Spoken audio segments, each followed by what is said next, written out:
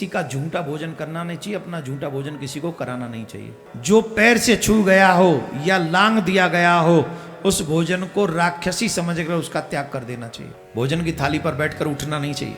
जिसका पैर, किसी का पैर अगर उस भोजन की थाली से लग गया हो तो उस भोजन को नहीं करना चाहिए। जब तक कलह झगड़ा चक्की ओखली और मूसल का शब्द सुनाई दे तब तक भोजन नहीं करना चाहिए। दो शस्त्र माँ भगवती को या शंकर भगवान को अवश्य भेंट करो। आप रक्षा करना और हमें रक्षा करने में सामर्थ्य प्रदान करना। अब माता जी को हम ये शस्त्र भेंट कर सकते कि नहीं कर सकते? 16 श्रृंगार की चीजें जो अर्पण करते, अब जो है निरोगी काया को प्राप्त होता है और दीर्घायु होता है। भोजन किसी के भी साथ एक पात्र में नहीं करना चाहिए। किसी का झूठा भोजन करना नहीं चाहिए, अपना झूठा भोजन किसी को कराना नहीं चाहिए। ध्यान से सुन ले सभी, झूठा भोजन नहीं कराना चाहिए, किसी का झूठा भोजन करना नहीं चाहिए। भोजन के स्थान से उठ जाने के बाद जिसे फिर से छू दिया अथवा खा लिया गया हो, जो पैर से छू गया हो या लांग दिया गया हो उस भोजन को राक्षसी समझकर उसका त्याग कर देना चाहिए। जैसे हम भोजन की थाली पे बैठे और उठ के खड़े हो गए, दोबारा भोजन नहीं करना चाहिए वो। फिर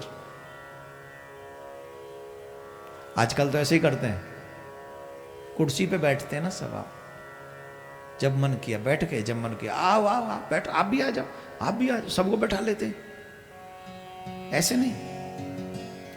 एक बार भोजन की थाली से अगर आप उठ जाओ तो आपको भोजन दोबारा नहीं करना चाहिए। फिर वो भोजन की थाली पर बैठकर उठना नहीं चाहिए। किसी ने जिस थाली को लांग दिया हो उस भोजन को नहीं करना चाहिए। जिसका पैर, किसी का पैर अगर उस भोजन की थाली से लग गया हो तो उस भोजन को नहीं करना चाहिए। उसे राक्षसी भोजन कर समझ के त्याग देना चाहिए। अब देखो भाई, माफ कर देना, ये बोलूंगा ही नहीं, माफ कहां से कर दोगे? ये बोलने ठीक नहीं। जब तक कलह झगड़ा चक्की ओखली और मूसल का शब्द सुनाई दे तब तक भोजन नहीं करना चाहिए।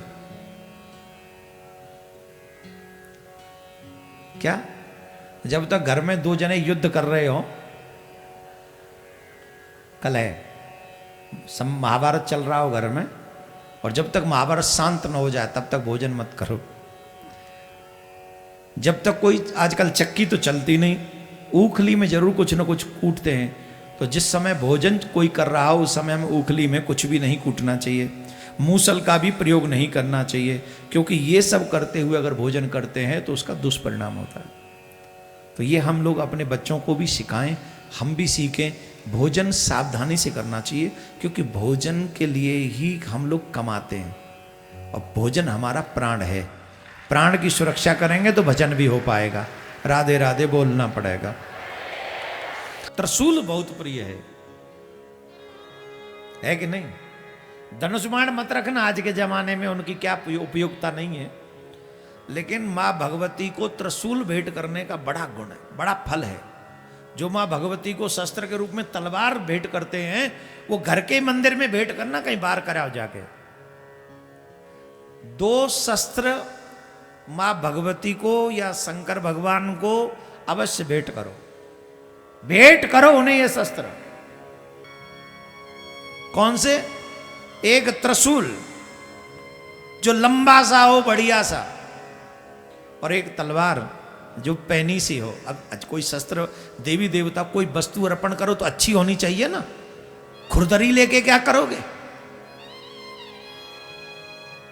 आप सबसे मेरा आग्रह, जितने भी सनातनी मुझे सुन रहे हैं, इस शिवरात्रि पे माँ भगवती का पूजन करते समय दो शस्त्र अवश्य माँ भगवती को भेंट करें, एक त्रिशूल और एक तलवार। और कहें माँ हम ये शस्त्र आपको भेंट कर रहे हैं, हे माँ हमारी और हमारे परिवार की, हमारे मोहल्ले की, हमारे शहर की, हमारे प्रदेश की, हमारे देश की, हे माँ आप रक्षा करना और हमें रक्षा करने में सामर्थ्य प्रदान करना। अब बताइए इसमें कहीं दोष है? अब माता जी को हम ये शस्त्र भेंट कर सकते कि नहीं कर सकते? बोलो कर सकते हैं कि नहीं? और करना चाहिए कि नहीं करना चाहिए? करना चाहिए कि नहीं करना चाहिए? आलसी कहीं के,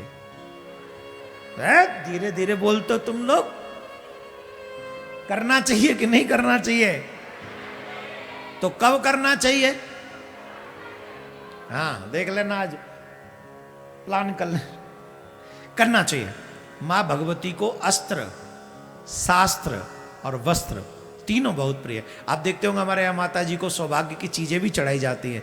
जो सौभाग्यवती माता है पार्वती पे, मैया पार्वती पे जो सुहाग की चीजें चढ़ाती हैं, चाहे मेहंदी हो गई, बिंदी हो गई, चूड़ी हो गई, बिछुआ हो गई, पाजेब हो गई है, कौंदनी हो गई, साड़ी हो गई, और जो जो काजल हो गई, लाली बिंदी इत्यादि जो हो गई, 16 श्रृंगार की चीजें जो अर्पण करते वो बहुत आनंद में रहती हैं। उनका सुहाग भी जो है निरोगी काया को प्राप्त होता है और दीर्घायु होता है। इसलिए सुहाग की चीजें भी मां भगवती को अर्पण करनी चाहिए। याद रखिए हमारे सब देवता अस्त्र, शस्त्र और शास्त्र इनसे संपन्न है। जब हमारे देवता संपन्न है तो हमें भी संपन्न रहना चाहिए। शास्त्रों का ज्ञान हो, अस्त्र शस्त्रों का थोड़ा सा ज्ञान हो, जिससे हम किसी पे आक्रमण करने नहीं जा रहे, लेकिन अपने परिवार को सुरक्षित रखने की जिम्मेदारी घर के पुरुषों की है। 4 आदमी तुम्हारे घर में घुस गए और पद हैं हम जानते नहीं। जब तुम कुछ जानते नहीं, जो तुम्हें बली नहीं, तो इस स्त्री का विवाह करके क्यों लाए अपने संग में? ये नन्हे मुन्ने जो पैदा किए, इनके कौन करेगी इनकी रक्षा? जब तक पुलिस को डायल करोगे ना, जब तक पुलिस आएगी तब तक सुपड़ा साफ कर जाएंगे ये राक्षस।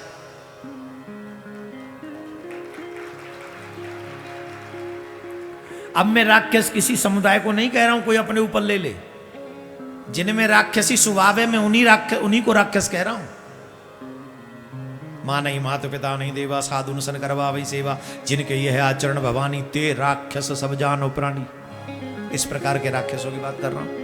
इसलिए अपने घर की सुरक्षा करना प्रत्येक पुरुष की जिम्मेदारी है। देवियों का सम्मान करना आपकी जिम्मेदारी है।